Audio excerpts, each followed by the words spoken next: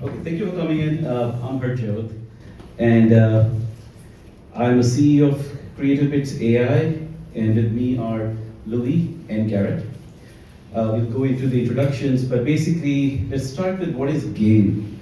So GAIN is a global AI impact network, a community we have created for practitioners to come in together and talk about real, honest conversations about their experiences, what they're facing, and if the community can help with any of those challenges, it's even better. But because of all the noise around AI that is happening these days at every level, whether you start with a high schooler or even go up to the leadership executives, they are all like, I know AI can help me, but I don't know how. And that's where the combined experience of the community can help. We are here basically as part of AI Week. I have some cheat sheet here, so I don't go too off track. But basically, today we are here gathered to talk about a topic that comes a lot in discussion these days, which is about how do we move AI from being just an MVP, a pilot, all the way to a production system. And to help me unwrap some of those nuances, we have here Louie and Garrett, and we'll just have a Q&A. It's not supposed to be very structured, but there are a few questions that we feel that I think all of you would be interested in learning. It's less about technical constraints, but everything else that goes about in impacting AI implementations all across. And with that, I think I'm going to start with the introductions. We'll have a Q&A session towards the end, the last 10-15 minutes, but then we have some more time for networking at the end, and we would love to meet up with you and discuss any topics further.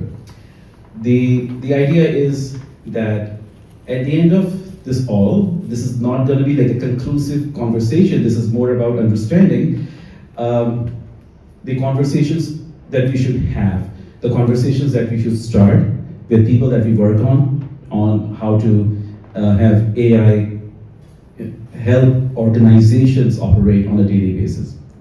So Louie here is co-founder at GAIN, and he brings about a deep technical and architectural lens to AI implementation, but systems in general.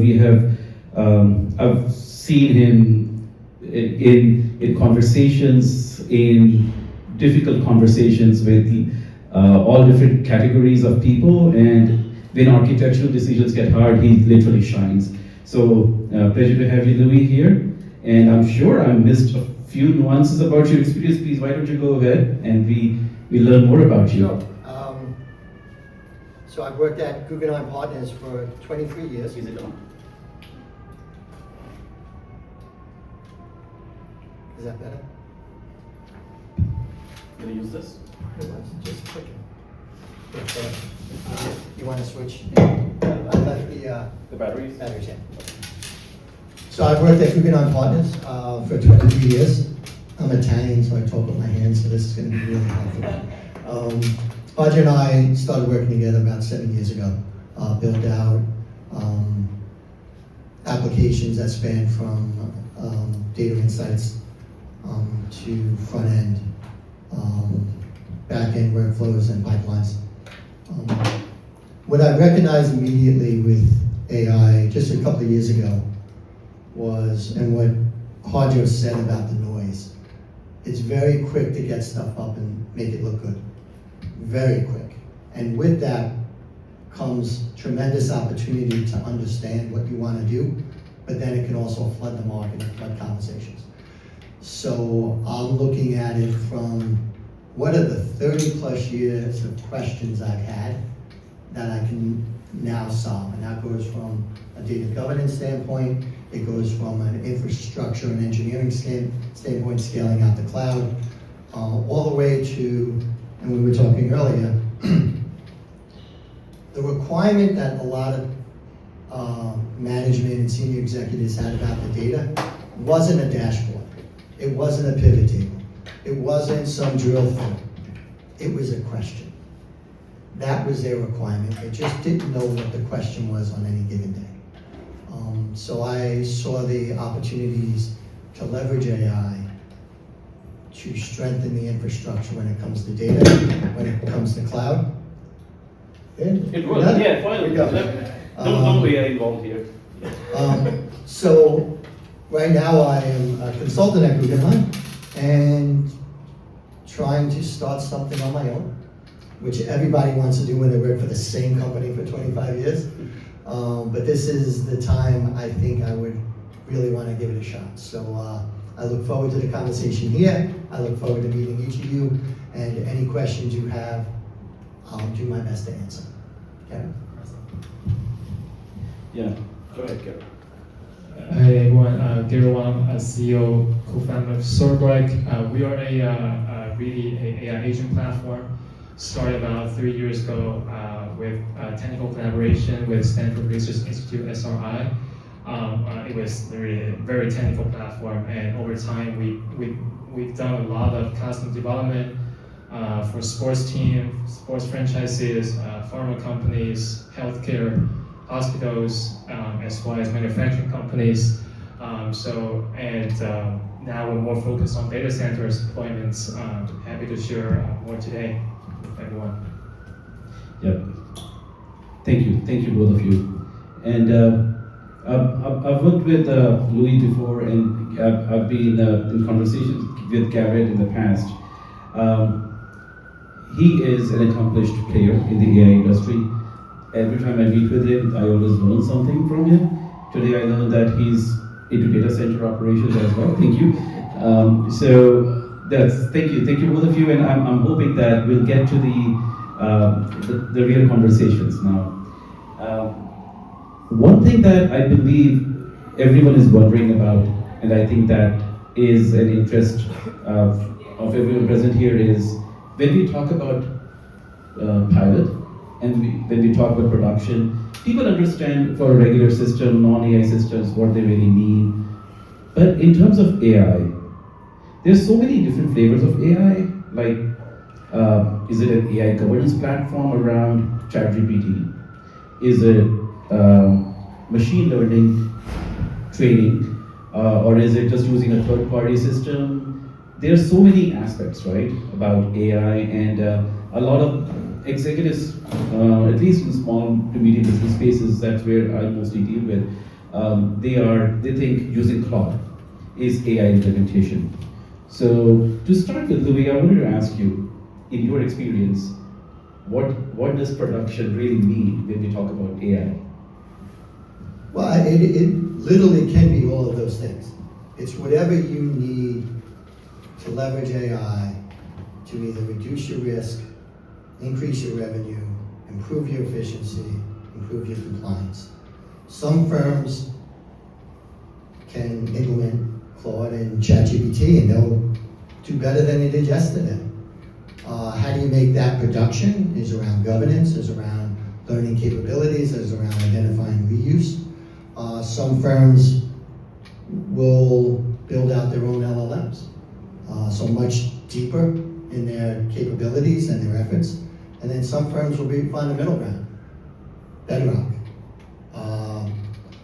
GCP Vortex, where you're using a variety of different learning models, and you have to figure out how do you get them to work, to scale. Again, going back to a 12-year-old could put this stuff together. What does it take to make it sustainable? What does it take so you don't break the bank with tokens? What does it take so that you don't put yourself in security? So I think whatever is needed to make things better has to be sustainable. And it's an easy word to say, really hard to pull off, especially now with how quickly things move. I'm seeing CTOs are becoming less of the centers of innovation and more of shepherds of innovation, because innovation is coming from the business, which quite frankly is where it should have come, because the business had we talked about this before, the business has the context. They used to just lob it over the fence to us engineers, and we had to figure out what the context was. And then go back and forth 30 times, right? And try to shorten that feedback loop. So production is now no longer just the functionality coming from the business, but how do you make that sustainable? Yeah, I totally agree with what we said. I just want to add a little bit here is what we've seen really more from the business point of view is probably about whether your people, your humans, or your employees are actually putting the AI into the existing workflow that delivers something that they're accountable for, right? So it's not just a POC that it looks cool, or it's not just some potential, right? You're actually looking to deploy something. You're persuading your employees to actually use them, and it's part of the workflow that deliver results that you're accountable for. So that's what we're seeing, and of course all the technical things going to come with it, right? All the architecture, security, scalability is going to come with it, as long as that results is already looking good from the workflow's point of view. Oh, yeah, thank you both of you for that. And actually, I see the point of ownership in AI that both of you are touching upon. Louie, you talked about the engineering side, being able to learn more about the context. On Cerbrec side, Garrett, I believe your product, I know it has evolved, but at some point in time it was meant for SMEs who did not have engineering teams, right, or the depth. And your platform helped them to do it, to implement AI, drag and drop. Yeah. So in that way, where does the ownership really lie? Is it with engineering team, with the business team, or is it context based? Is it combination? So how do you define where it lies? That's a great question. So we actually own the results. So that's like a huge differentiator that we have here. Like okay, if just give you one example is we have deployment with hospitals that help them recover more revenue from claims. If some of you coming from this industry know, like industry average, 15% of the bills a patient go to the hospital, only 15% get paid by insurance company, right? So, and most hospitals are actually still below that 15% average. So if you move 10% to 15%, and you are actually able to drive a lot of revenue, you're looking at least millions for the CFO of that hospital. So we ended up actually having to own this result. Are you actually able to deliver? And is the payer, is the insurance company actually approve this appeal, right? This whole appeal package that say, okay, this patient goes into the ER and then do all those X-rays and then all those ultrasounds, and then okay, now we missed something because of this whole contract that we have with the hospital. We missed something, and then now you appeal it. Okay, we give you back this amount of money, right? So it ended up actually. I really started from not really wanting to own the business outcome. It ended up being we have to own it. So that's where we are right now. Yeah, so basically I'm hearing it's outcome versus output. So the output is engineering 100%, and outcome is business, because they need to be able to take that output and make business sense out of it. Louie, anything to add? Yeah, I think the ownership of the outcome will and should always be with the business. That's not going to change. That's why they're there, is to produce those outcomes. The ownership of how do you implement the system is becoming more and more collaborative. Started with the cloud, with SecOps and DevOps and DevSecOps, and now you're realizing that the business, engineering, security, and legal all has to be in the same room together. When GenAI started to come out, a lot of market data providers, FactSet, CapIQ, thought it was great to brand their models and say that their modules, I should say, had AI embedded. They didn't realize how it scared the pants off of legal and compliance. Oh wait, now we have people that have been using systems for 3 decades now have LLMs embedded in it, so they didn't realize those repercussions. And when they handed out their addendums to the contracts, they made very specific technical references that no one in that room could understand except an engineer. And the engineer was able to tell them, well, if you use RAG, it's a different data expulsion than if you train your data. They just didn't understand that. And that taught me real quickly that as an engineer, where I used to be able to wait until the contract was done and then be told how to use the system, I had to be part of that. So the ownership, the words you two used is the important one. It's not ownership, it's accountability, right? So when you have a collaborative environment that is absolutely needed to pull this off, because our problems aren't difficult, but they're multidimensional, right? And how do you understand those dimensions? You bring people in with their proper perspectives, and you understand that. You still need somebody to own that happens and become accountable that happens. That, I think, is where the product owner and the project manager role is changing. Ownership now becomes, again, ownership of the output, not the outcome. Ownership of the output, which is the system, now is driven off of orchestration. How do you orchestrate all of that? Yeah, thank you. And now we talked about production and output and one thing, but the onus was pilot, right? So let's start with the pilot part. There is a new term, pilot trap. Everyone is producing amazing pilots, amazing MVPs. They look awesome on the board, and the leadership is all gung-ho about implementing them. But there's a study, some survey done, I think it was last year, that only like 3/4 of those pilots never reach production. And those that reach production, they are still to be really stress tested. So my question is, what do you think is a primary reason of pilots not reaching the state of production today? And where does this confusion lie? Anyone, either of you can take it. It starts with traditional myopic and siloed cultures, right? We talked about the need to collaborate and get multi-perspectives, multi-dimensions. Guess what? The art of the possible doesn't mean anything, because right now anything is possible from a technical standpoint. I think that's what we learned over the last 2 years. So your pilot and your prototype has to be a path to production. That's what you're prototyping. You're not prototyping the functionality, because that I did over the weekend. I showed you how you can talk to a database. I showed you how you can pull out unstructured data and merge it with structured data. That's not it. That's doable. That's doable in a weekend. But how do you get that into production? Well, you have to understand the cost of it. I mean, there are still big banks here who are rolling out pilots and then learning that it's costing $600,000 a month to run.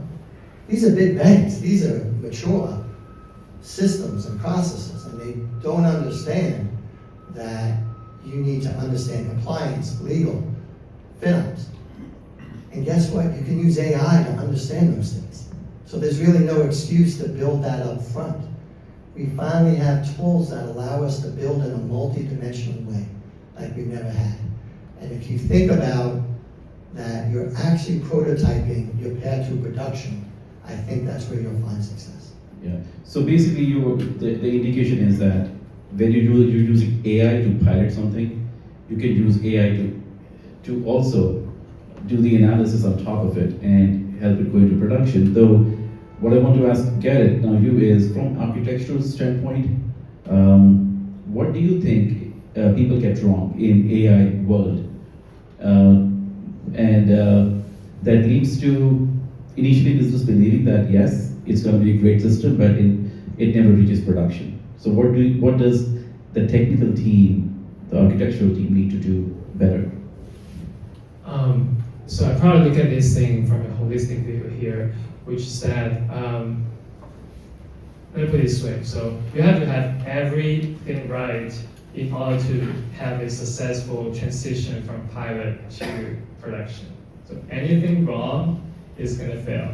So what I mean by this, okay, we had a situation where, okay, leadership was supportive, and then results were great, and then technical team loved it. Wow, there was strong momentum, and then 2 months later, actually that VP left, and then it got reworked, and then the people that we talked to just disappeared, right? So things like that can happen, right? So and then what we learn over time is really that there are things that really out of your control, like that leadership change, and then but we have to really control what we can control, and then over time we learn how to use a lot of channels that we have that already built like decades of experience on the business side, and we basically bring more in the technical part of it, which turned out to be kind of easier part, I have to say. Like one of our channel partner used to say, which I love what he said, was like healthcare technology is not really a technical problem, it's a go-to-market problem. How do you actually reach those hospitals who are kind of like just not really looking around at those solutions? They don't know what's available, they don't know what AI is actually, maybe they heard about it. So it really becomes like okay, understanding this kind of navigation of all those bureaucracy, and then all the decision-making systems there in this specific vertical. And you just got to do everything right to get to one success there, which is hard actually, unfortunately. Yeah, that touches upon the overall organizational aspect, which basically you stole my next question. So, but I want to dig a little deeper, because I think a lot of the people here in the audience, they want to know that what's different in AI today than we, like 5 years ago when we were implementing the SAPs, or 10 years ago the other things. What is so different that allows amazing pilots to be created but not production systems? Scale, right? You can quickly get up point solutions. Harjot and I talk about this. What we're doing is building the next version of the Excel problem, where you empower the business to get their job done in a very isolated, pointed, targeted way. But it just doesn't scale. The challenge is they can get there 100 times quicker than they used to. And now you multiply it by the 100 times number of people who can do it now. So AI is a force multiplier. I think we all understand that. So when your force is negative through data gaps or security gaps or lack of sustainability when it comes to handling library upgrades, something simple like that force is going to blow up in your face. But when you turn those aspects around and you have proper data governance, which again, you can use AI to get there. When you understand how to build a proper DevOps process, which you can use AI to get there. Now you're talking about having a positive force multiplied. It also, you can, again, depending on when you're building out LLMs, you have to be narrow and deep. It's just the way it is, because you have to make sure they're thinking right. But if you're using AI suites like Bedrock or Vortex, you can go broad, nail 5, 6, 7 proper use cases, right, in a given 3 weeks. And then you're using AI to generate that code. You turn it around, you ask AI for context of that code. You turn around, you ask AI for insight of that code. Now it naturally tells you where the reusability comes from. You know, what project, what use case can I pick is the one that is going to really be supported by capabilities that support multiple use cases. So, again, you have to think completely different than you used to. You have to think in a multidimensional way, both in your culture and your discussions, and you have to think about how to use AI to do things in a multiple capability way like you've never had before. Yeah, and also basically just to add on to that these LLMs have become so smart that the barrier of entry is so low that basic systems are easy to build. I believe the users who never thought that they can build systems, but they always had an idea, they are able to do it now. And when they do it, they are all excited. But while the systems work, in certain environments, the ancillary systems to make sure that system can hold the same level of trust, the same level of performance in a production environment goes missing because I believe the architectural elements, those architectural elements which have been true for a long time are missing, and the systems are now in the hands of individuals who are domain experts. They are able to creatively build amazing UIs and give outputs, but what kind of servers need, if you need GPUs, if you need to do machine learning, all of that is something that you need a good, experienced practitioner, technical partner to do so. Would you believe that also is an aspect that because of barrier of entry being so low, to build AI systems is also causing, it's becoming its own enemy in its usage in production? Okay.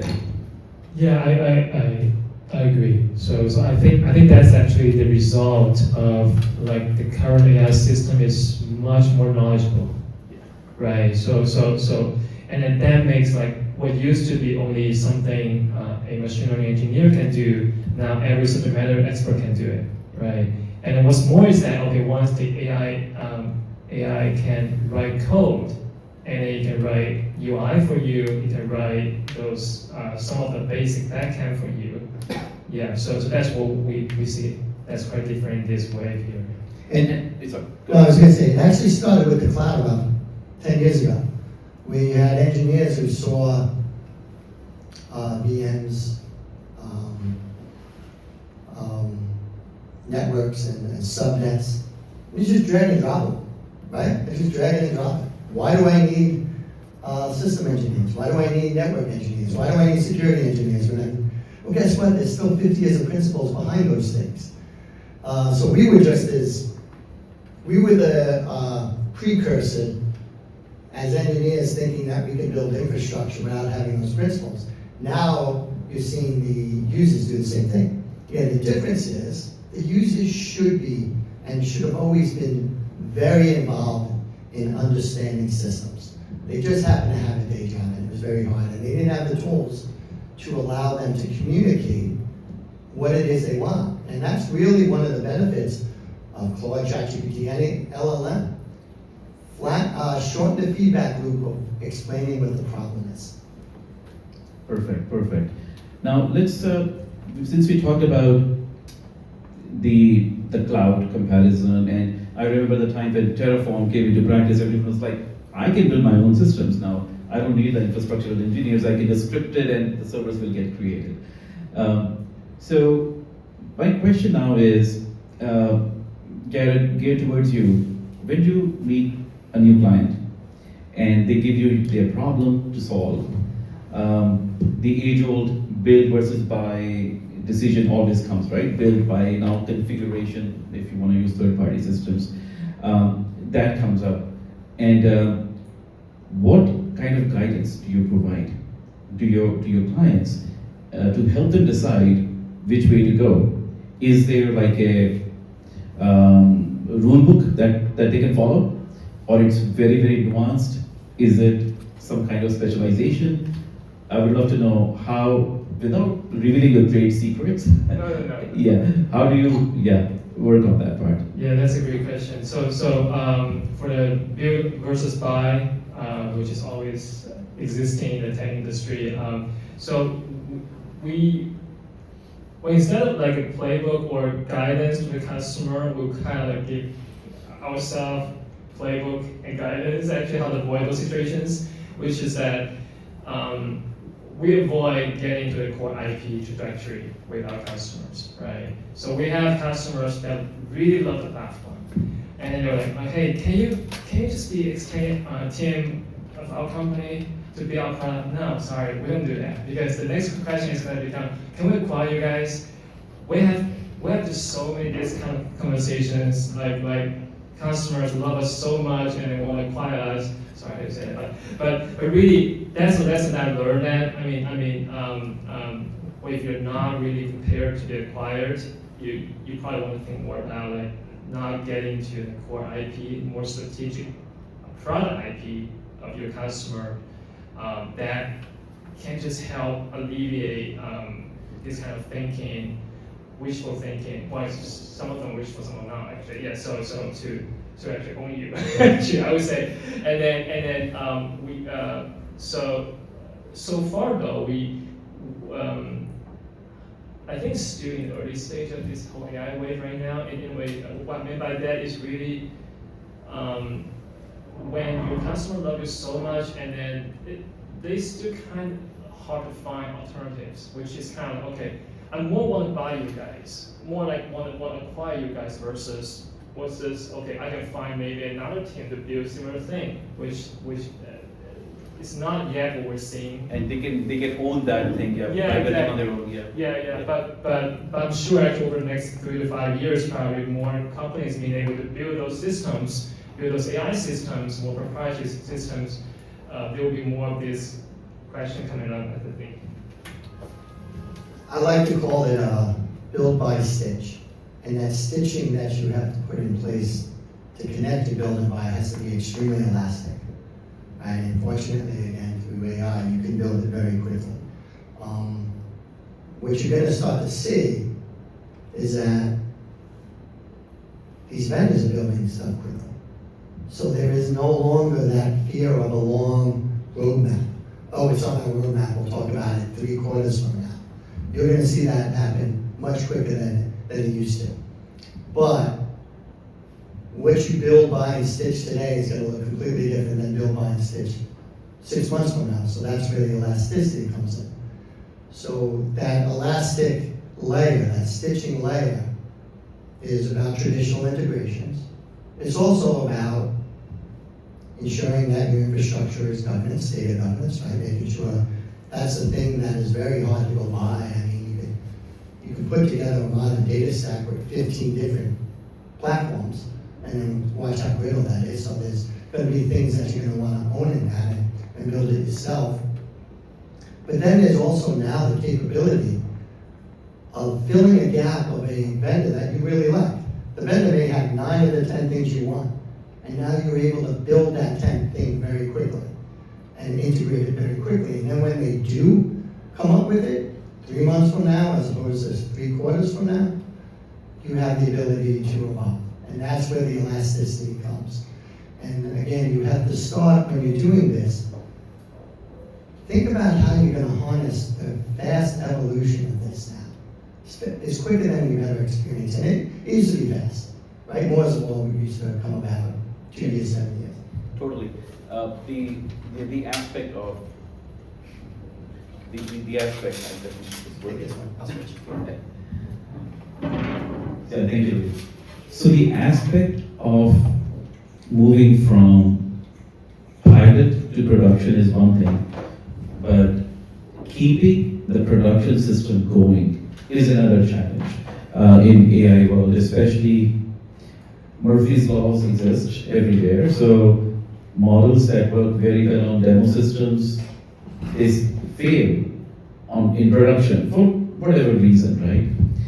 And then evolution that Louie touched on, evolution is so fast in AI world, how do you keep sure, or how do you make sure that you have systems in place to enable these AI models to continue to work? What's your mantra there? What do you think is the right way to approach these production systems so that they keep working over and over again over the years with new models coming every day? And how do you maintain that trust? It's a form of drift, right? But drift comes from different areas. The models drift, we all know that, but our business drifts.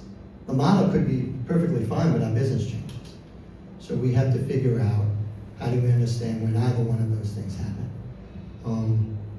It could be encapsulated in one word, observability, right? The ability to understand how data is flowing and how it's being used and the result of that. When we test now, we're not testing outcome, we're testing reasoning. So how do you do that? I mean, there are mechanics to do that I'm not as familiar with. The principle of being able to do that is really important. Can I actually ask you a follow-up on this one? Sure. Keep it going. I'm actually seeing a lot less build versus buy pressure when it comes to AI selling. I think clients are much more open to moving quickly. They know they can't. Mm-hmm. So there seems to be, unless you're selling to Google, which they want to build everything, we're not seeing the build versus buy pressure. So I'd be curious to see how, and Yeah, just a question, if you wouldn't mind, just I'd love your perspective on OpenAI's news about the OpenAI Deployment Corporation that was announced today. They're spending $4 billion for 150 forward deployed engineers. If anything tells me AI pilots aren't working, it's that move today. They're spending $4 billion to get people to use their shit. Yep. It's not working. So I'd love your thoughts on that. Well, it started with Palantir, right? That's how they made all their money, is they built this ridiculously secure and overly complex. And then they said, oh, you license it, and then you're gonna need us to build it. And Anthropic did it recently too.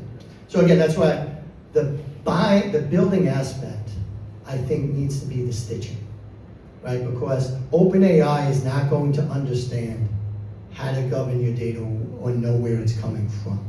Their systems just simply won't. They're not gonna understand how you're going to, now they have the mechanisms to do it, don't get me wrong. I can send up 2 trade files from different EMSs and ask it to reconcile it for me, without a doubt. But I still have to tell it the context, and that's the building aspect of it. So we're building different things now. And I was never a big proponent, Guggenheim, I would say, me. Loved to build it for the first 3 years until I realized I had to support it, and that was not fun, right? So you then realize, oh, go to the companies who spend 36 hours a day in this domain, but what they can't do is understand your business. So you build the stitching which translates your business processes into their systems. I don't know if that answers it. Could you talk more about stitching? Like, what's an example of implementation? So stitching is the understanding of how APIs should be working. That's a simple one. Stitching is, how do I build a data catalog from data that is constantly changing in shape, right? So I can use AI to read new data structures and infer the context. That's stitching. It's an automated process that I build that allows a system to adapt and evolve. I call it stitching because it still has the integration aspect of it. So it's a way of getting 2 systems to work together. That used to be the old API integration. But now I implement more logic leveraging AI so I can achieve all the things that used to fall apart 5 years ago. So do you mean more markdown config files rather than glue code? Oh, That's what I thought you meant. it could be anything. Quite honestly, not to give you a nebulous answer. It could be the creation of markdowns. It could be, we were having a conversation.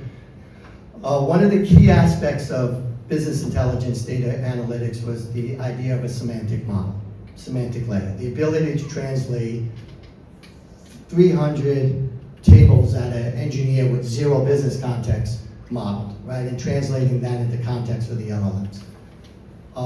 I can produce a semantic model that won't scale like at scale. It won't have the performance aspects of it and the caching aspects of it, but I can create a YAML representation and put it in front of my APIs so that the LLM, when you ask the LLM the right question, it translates it with the business language. That's just an example of both generating code and generating context to produce YAML files. So why it's elastic is because it can do all those different things. So the answer to your question is yes, it's all of that. It's whatever you need at the time you need it. And it's probably gonna be different than what you're gonna need 6 months from now. So that's where the elasticity comes from. Again, it's a concept. This came up 2 months ago. I was talking to a client, and he was like, well, we've been buying everything. Why are we gonna start building? I said, well, it's never been build versus buy. It's always been stitching. But the stitching is a lot smarter now. It's a lot more elastic. And if you understand how to leverage and lean into that, you will evolve. And part of a post-production is the ability to evolve. Yeah, and that actually is a very good industry term I think we should push for, stitching, because integrations and automations are overused terms. I would love to touch upon the point about build versus buy. I think that the whole definition of build has changed over a period of time. Previously, build was you start from scratch, get an engineering team together, 200 developers working on building your code from the very beginning, business analysis happening, PMs coming in and monitoring the progress. Build at this point in time is you take AI as a very smart layer as a service. AI basically is a part of infrastructure now.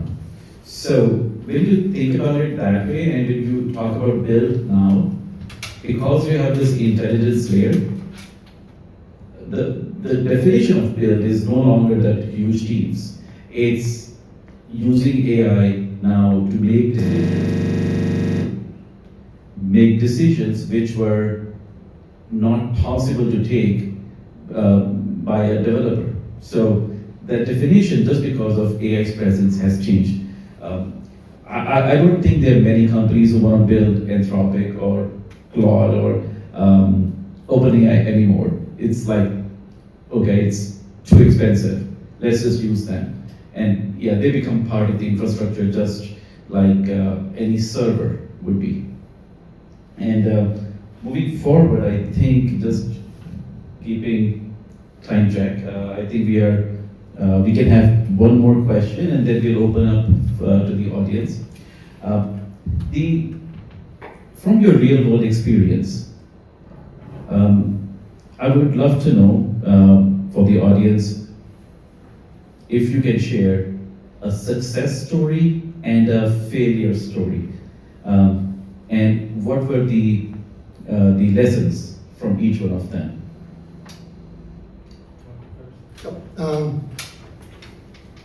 The success was being able to explain the value of all the prototypes and helping them pick which one they could start with by showing that it didn't matter. And I say that because every one they built was actually investing in the next one. And mathematically, I can show that. Now, they're estimates, right? We all know that. People ask, well, how long is this going to take? What's this going to save? Healthy conversation is very hard to actually pull off. But I was able to model for them, well, if you had 250,000 and you started with this one, the cost of the next 3 would be less than what it is today. And every CEO and CFO says the same thing. You tell them small, medium, large, and that doesn't mean anything. I know it doesn't mean anything. That's a way of telling you, in this point in time, relative what it means. But if you do it right, that one that you built, the first large you build, turns the next large into a medium. And that's how you increase it. So that was a success. The failures, ironically, are often broad brush no's, because they don't, and I say broad because you have to be very precise. In your APIs now have to be very precise. That's how you can build, bind, stitch so much better. So I'm gonna beat up on the team that always gets beat up, the security team, right? No, because we don't have data labeling. So we don't know where this data is going, and we don't know what it represents. That's a failure, because if you understand that you can now use AI to label your data properly, again, we're within the proper security. I'm not gonna send all the PII up to ChatGPT, because then I just broke the whole model. But if you understand that you can use AI to label it, and then therefore you understand what data is going where and how it's being used, because you've used AI to create the context, not doing that is a failure, right? And how often have we missed not doing the right opportunity, which I think is often worse than getting into the wrong opportunity. And it goes back to not bringing security and legal in early enough, not showing them the capabilities of what's out there, how it can help them succeed. That's always been the failures that I run into. Thank you. Garrett. So I can generalize the success story and failure story a little bit. So success story that we're seeing with our deployments with no matter with data center or with hospitals is always we don't want to lay off people, right? So we're looking at ROI that's not really cutting off people fewer labor hours. We're looking at really like data center, looking at more reliability. People typically in that vertical will pay a premium for reliability. What that means is if you're moving from 6 hours of unplanned downtime to 15 minutes of planned downtime, that's saving a ton of cost for them and also a lot more efficiency as well. So and that moved needle for us as well. Really, you're not really looking to lay off any technician, any engineer on the ramp either, and that applies to our hospital deployment as well, where we're looking at probably those claim processing people. Last month they're probably at McDonald's, and then now they're here helping process those claims for you, right? Those patient claims, submit them to payers, and then there's nothing to cut from there, right? So it's really just that minimum wage already.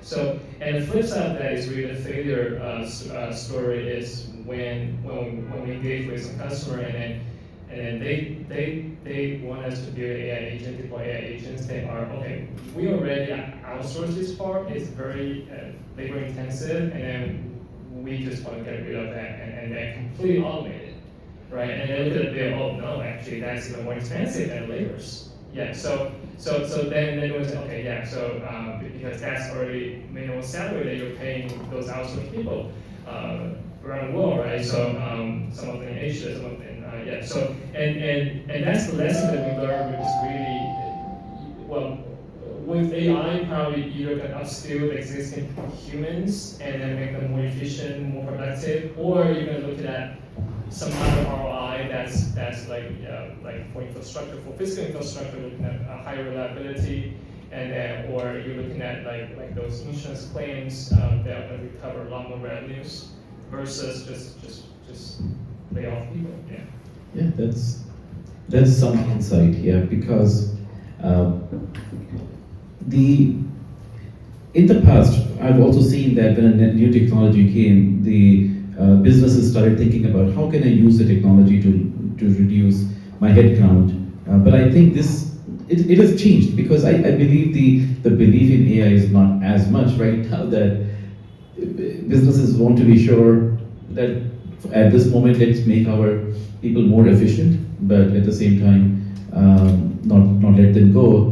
But there have been there's so many stories now, like the Facebooks of the world and OpenAI, like they're letting go of their engineers, and it's sad.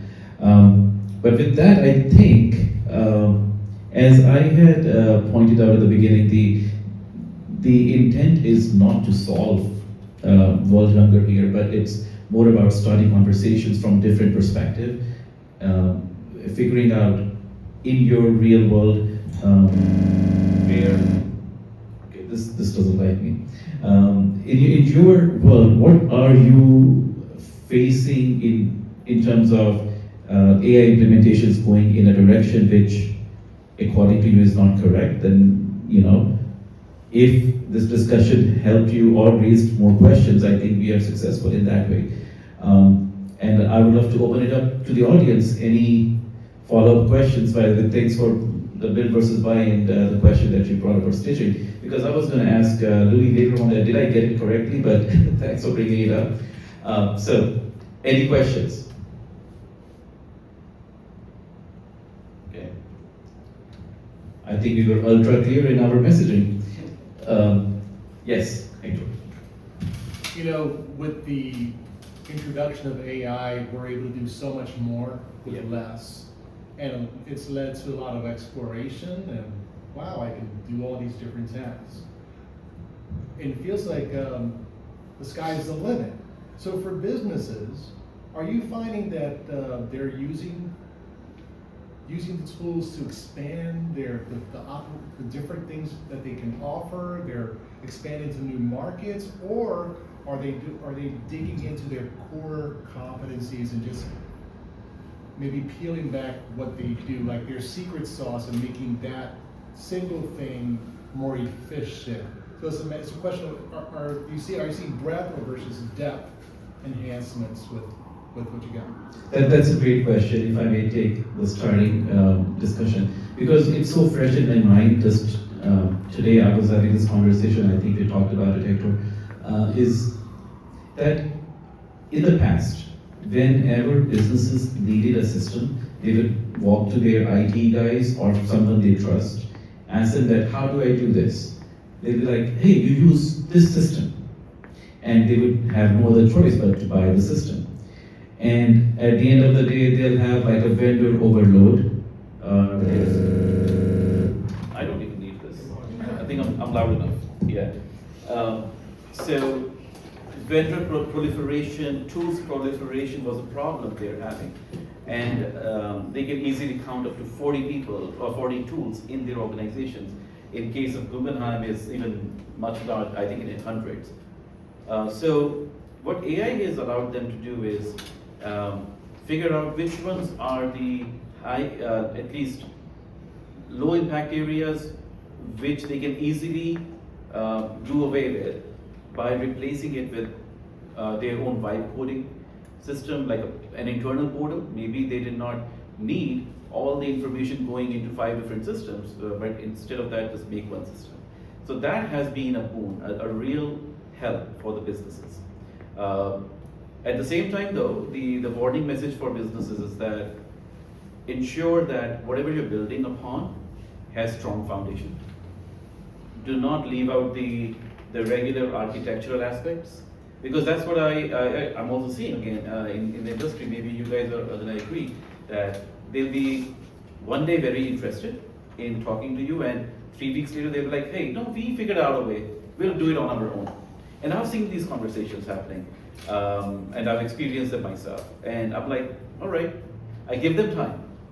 And more often than not, I get a call back in 3 to 6 months that, hey, can you help us? So I think that's the area where you have to be careful about. Getting too much power is great, but do not forget about the specializations of the technical folks. Sorry. I was just going to add one thing. AI is nuanced, right? It's a new talent. GenAI, whatever it is. There's a new talent to understand and develop. And it's very dangerous to learn a new talent in a new domain. So from a practical scientific control standpoint, you should learn with what you know and add the depth to that, and then expand. and feel comfortable that you can then expand because you understand the nuance, because the context that you can gain is much quicker than you can gain. But I would not come out of the gate saying, that's two changes. This new thing called AI in the new market, you know, from a practical standpoint, that would be very difficult to pull off. I'm sorry. Yeah, I have a question about the system design aspect. Because for traditional APIs, you have, you know, your API gateway, and then you have your servers, and then you have your databases, maybe a bunch of things. So when you incorporate the LLMs in there, how has this changed the Discoverability. design? The discoverability aspect, I guess, right? Because API gateway would tell you what kind of APIs are available. But with LLMs, it's like you can ask just about anything. And what, in terms of availability and discoverability, is that the question? Yeah, and also like when from a security perspective, like how do you do the permissions differently? Like it's, you know, things like on what layer, and like what's on the allow list and what's on the block list and things like that. That's your Well, favorite I topic. would say discovery from a different aspect. First, you have to discover that this stuff is being used because it's everywhere, right? We were using third-party platforms, SaaS platforms, and all of a sudden there's an LLM. So you need to understand it to be able to discover that activity. And there are techniques and platforms that do that. But if you're building it yourself, Yeah. um, Yeah, that's what I'm talking yeah, perfect. You still need a layer in between. But now you have the opportunity with more context to make that access and entitlement more granular, which is what we always wanted. So you could put a layer in there that now understands the context of the data as well as the context of the user to get to the better entitlement. Where it goes with Stack, I'm not sure.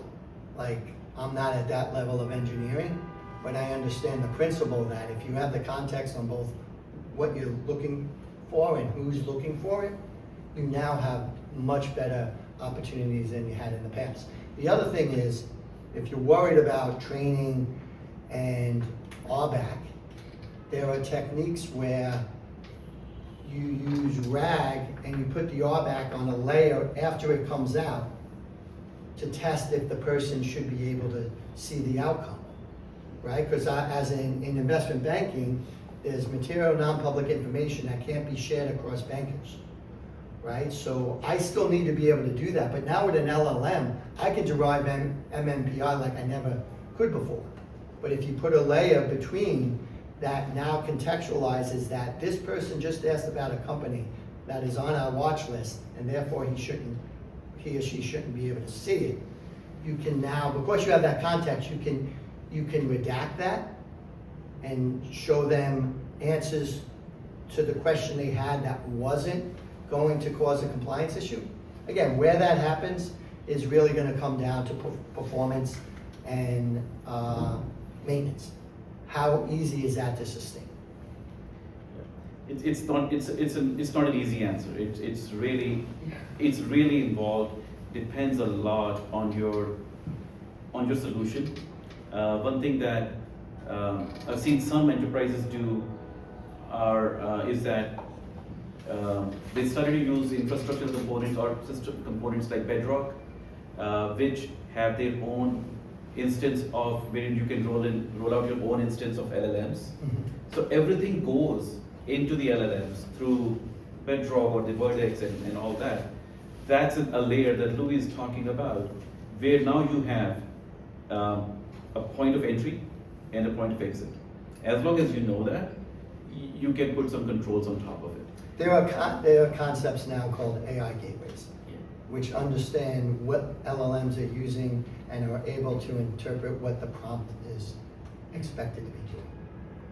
Again, I don't know exactly which layer that goes on, but you can, if you record and monitor the prompts, think about the context you get from that and what you can do from a security and a business development standpoint. If I may offer, like a very simplistic view of it, if you're thinking of a RAG and the retrieval and generation, that you can put, you have to take care of the permissions on both ends where the chunk or source that you're retrieving for the user, like whether the user has permission to see it, and then whether the synthesized answer by the LLM, the user has permission to know that answer. So I think of it as just like a two-pronged thing, but in terms of the gateway, like you guys said, like the AI gateway is probably one thing to look into. That's one reason why the enterprises are slow, because they want AI governance and all these regulations, slow them down. Yeah. I wish, I think we need to have some more technical people on the call next time, Mhm. like Tarun, and have those discussions. But great question. I think we can make it more informal. Oh, absolutely. Yeah, it's, we have some time to network. There was nothing, like, there's no discussion which is out of bounds. Please feel free to meet up, network, and talk to each other.